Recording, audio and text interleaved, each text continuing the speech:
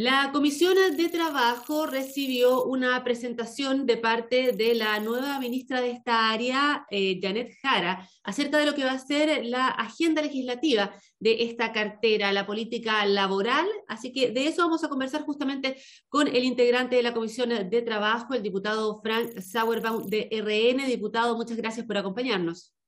Gracias a usted. Diputado, preguntarle de inmediato acerca de qué le parecieron estos lineamientos que presentó la ministra Jara a la comisión. Se habla del tema de las 40 horas, de subir escalonadamente el sueldo a 500.000 pesos, el ingreso mínimo. ¿Qué le parecen estas ideas que ya se van manifestando en torno a lo que es esta nueva administración de gobierno? Eh, em, la ministra es una exposición bastante contundente en materia de derechos laborales, en una agenda bien ambiciosa, tomando también proyectos que ya existían en la Cámara de Diputados y en el Senado, y que nos parece muy bien. Pero poco habló, que fue la observación que nosotros le hicimos, del principal desafío que tiene el mercado laboral hoy día, que es fortalecerse. El Ministerio del Trabajo, antes de elaborar políticas públicas que defiendan los derechos de los trabajadores, tenemos que tener trabajo, porque si no, el ministerio simplemente no se justifica. Por lo tanto, hoy día tenemos una realidad muy compleja. Tenemos 630.000 trabajadores que no han vuelto luego de la pandemia a sus labores. Tenemos una incertidumbre política y económica muy grande. Tenemos un gobierno que presenta reformas, anuncia reformas, ¿cierto?, que pudieran debilitar el mercado laboral y agregar la incertidumbre, que es lo que hay que disminuir hoy día. Hoy día, solamente por nombrarte alguna, hoy día tenemos, el gobierno anuncia un aumento de cotizaciones previsionales, ¿cierto?, del 6% de la reforma tributaria, o sea, de la reforma previsional, con costo al empleador. También tenemos el proyecto de 40 horas que disminuye la jornada laboral. Tenemos el proyecto de gratificaciones, ¿cierto?, que viene del periodo parlamentario anterior. Tenemos una reforma tributaria que modifica 6 distintos impuestos, y tenemos el impuesto al patrimonio, ¿cierto?, que finalmente va a gravar a las personas de mayores ingresos. Entonces, tenemos una situación bastante compleja para qué nombrar, ¿cierto?, el tema de la Convención Constituyente, que es un problema por sí mismo, genera una incertidumbre en sí misma, y también los problemas que tenemos de orden público, como la situación del norte con la inmigración ilegal, y también la situación de la Araucanía. Entonces, yo le planteé a la ministra que teníamos que considerar todos esos antecedentes antes de llenarnos de buenas intenciones, porque el cielo, el camino al infierno está plagado de buenas intenciones. Tenemos que tratar de hacernos cargo de la realidad, y la realidad es que el mercado laboral ha cambiado muchísimo. Y le dijimos, oiga, hoy día tenemos un mercado laboral que está predominantemente derivando hacia un mercado de teletrabajo, el trabajo a distancia, un trabajo por horas, y jamás habló, por ejemplo, de flexibilidad laboral en la exposición de la ministra, cosa que a mí me extraña, porque si quieren rebajar la cantidad de horas, tenemos que tener flexibilidad también horaria y laboral, para que el trabajador se acomode a sus necesidades, etcétera. Tenemos una serie de diferencias con la ministra que se las planteamos ayer, pero esperamos nosotros que con el transcurso de los días podamos ir conversando y ir haciendo una agenda en común. Sí, uno de los puntos que planteaba la ministra en esta sesión de la Comisión de Trabajo era la recuperación de empleo con enfoque en los sectores más rezagados. ¿Qué le pareció esta propuesta en relación a lo que hay, a este escenario que usted también describe, donde hay un efecto por el tema de la pandemia y hay un tema económico que también está afectando gravemente a las familias más vulnerables del país? Bueno, las mujeres y los jóvenes, como siempre, fueron los más afectados, ¿cierto?, por la pandemia. Perdieron su trabajo rápidamente y les ha costado mucho más volver. Por lo tanto, hay que poner el foco, ¿cierto?, también en las mujeres y en los jóvenes. Pero el ingreso laboral de emergencia también ha demostrado ser una herramienta efectiva para que más trabajadores ingresen al mercado laboral. Ahora, nosotros, cuando uno revisa las cifras, son, como te decía, 670.000 trabajadores que hoy día no han vuelto al mercado laboral, pero fíjate que hay 300.000 que quieren volver, y hay 350 que se están dedicando al autoempleo a través del emprendimiento. Entonces, hay una situación ahí que hay que estudiar. Por eso te decía yo que el mercado laboral ha cambiado tanto, hoy día con las redes sociales, con las conexiones a Internet permanentemente. Hay que hacerse cargo del cambio, y yo veo, ¿cierto?, en el mercado del trabajo una dinámica que hoy día el gobierno se tiene que hacer cargo de este cambio. Pero mira, yo siento que hoy día nosotros necesitamos poner el foco justamente en las mujeres y en los más jóvenes, pero también respecto a una situación mucho más profunda que yo le planteaba a la ministra ayer. Hoy día en Chile tenemos a 5 millones de chilenos que no han terminado el cuarto medio. Y tenemos 800.000 de esos 5 millones que no saben leer ni escribir. Entonces, cuando a mí me hablan de que le vamos a subir el salario mínimo a los trabajadores porque sí, sin ninguna consideración de productividad ni una consideración, ¿cierto?, de aporte al Estado, es muy complejo, porque es insostenible para la pequeña empresa pagar estos aumentos de salario si es que no hay aumentos de productividad. La ministra, por lo menos en este tema, estamos de acuerdo de que tenemos un problema de productividad de los trabajadores chilenos que está estancada hace años por distintos motivos, pero que hay que hacerse cargo justamente para poder soñar con aumentos de salario. Ahora, siendo bien franco y honesto, yo creo que la meta de 500.000 pesos del salario mínimo del presidente Boris va a quedar corta, porque los niveles de inflación nos van a llevar a requerir mayores niveles de ingresos para los más humildes. Entonces, ese tema lo vamos a tener que zanjar seguramente en un tiempo más, pero nosotros estamos absolutamente disponibles, como te digo, para dinamizar la economía, para buscar las fórmulas de poder absorber esta mano de obra que cada año suma 100 trabajadores nuevos. Entonces, vamos a tener que hacernos cargo de los trabajadores que perdieron su empleo, más estos 100.000 trabajadores que ingresan cada año. Diputado, con respecto al tema de las pymes, ¿cómo se ha abordado la situación que las afecta? Conversábamos sobre el tema del salario mínimo escalonado. Para ellas sería muy difícil poder sortear una situación así. Se habla de subsidios, de apoyo. ¿Se plantearon algunos lineamientos en torno a esta materia? Sobre todo porque las pymes ya se han manifestado, digamos, en otras sesiones en otros periodos legislativos respecto de lo difícil que ha sido para ellas sobrellevar su situación después del estallido social también. Mm. Sí, mira, es que aquí se mezclan varias cosas, la política con la economía. El gobierno no puede, el ministro de Economía no puede ir a llorar, ¿cierto?, con quienes fueron dañados por el estallido social, por las cientos de pymes que se perdieron, con una larga historia en esa ubicación en la Plaza Italia, etcétera. Y acto seguido se presenta un proyecto para poder indultar, ¿cierto?, a quienes cometieron estos hechos delictuales de quema y de robo en esos mismos sectores. Entonces, hay que primero ser consecuente con lo que se dice y con lo que se hace, porque yo no puedo ir a prestarle el hombro a los emprendedores teniendo una señal tan equivocada como es decir, ¿sabe qué? Nosotros lloramos con usted que le hayamos destruido todo, pero vamos a perdonar a estos jóvenes idealistas. Entonces, hay un error político ahí muy grave, que creo yo los pequeños emprendedores leen muy mal.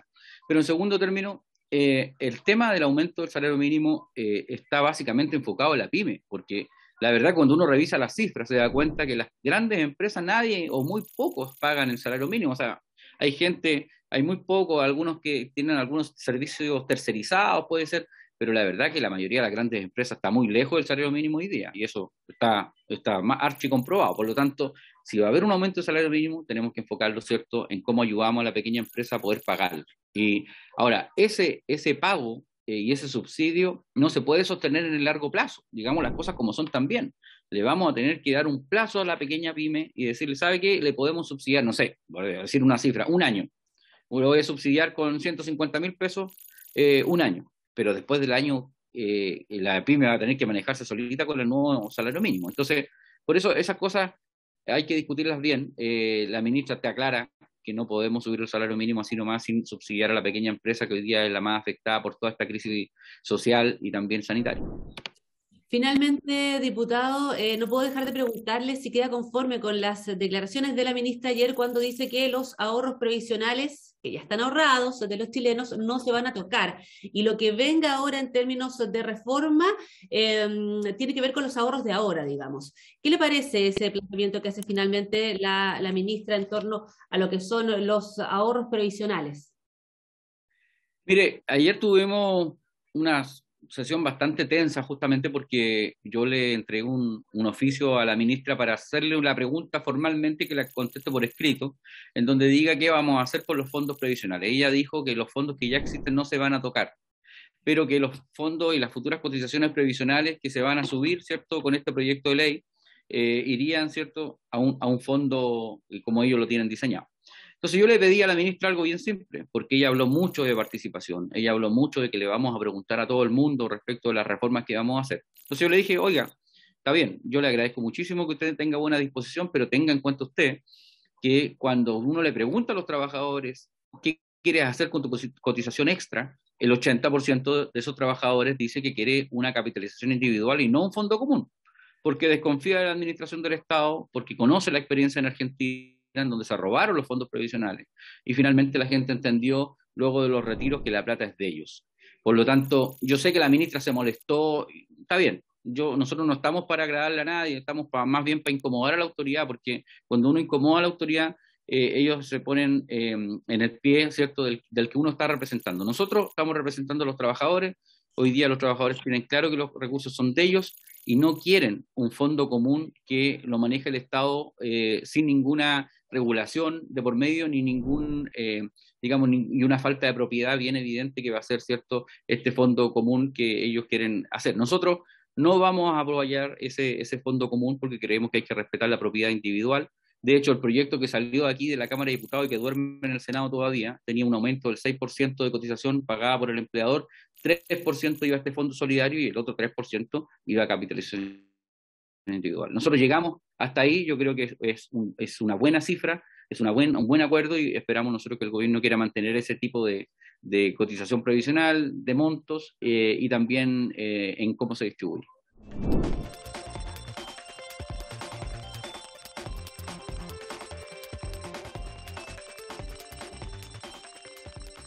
Seguimos conversando sobre materias laborales, ahora con el diputado Héctor Ulloa del PPD, también integrante de la Comisión de Trabajo. Diputado, agradecerle la gentileza de conversar con nosotros.